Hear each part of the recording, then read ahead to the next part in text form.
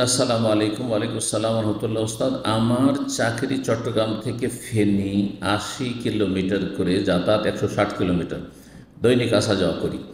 এখন আমার সালাত পড়ার হুকুম কি? জোহর আসর ফেনীতেই থাকা হয়।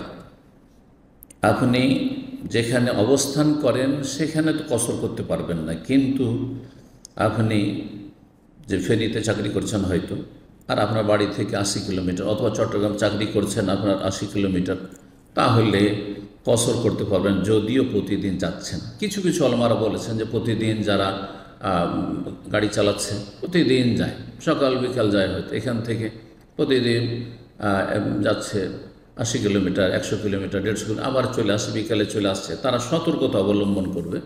যেহেতু প্রতিদিন সারা জীবন, তাহলে প্রতিদিন ড্রাইভ করছে, প্রতিদিন ডিউটি করছে, সারা জীবন কসরই করতে থাকবে। সতর্কতা অবলম্বন করতে বলেছেন। কিন্তু যদি কেউ কসর করে, কসর জায়েজ, কসর করা ওয়াজিব নয়, কসর করা সুন্নাতে মুআক্কাদা শুধু। যদি নিশ্চিত হন যে আমার সফর এটি, তাহলে কসর করা সুন্নাতে মুআক্কাদা, কসর ওয়াজিব নয়, যেমন হানাফি মাযহাবের ফতোয়া, সেটি ঠিক নয়। জি।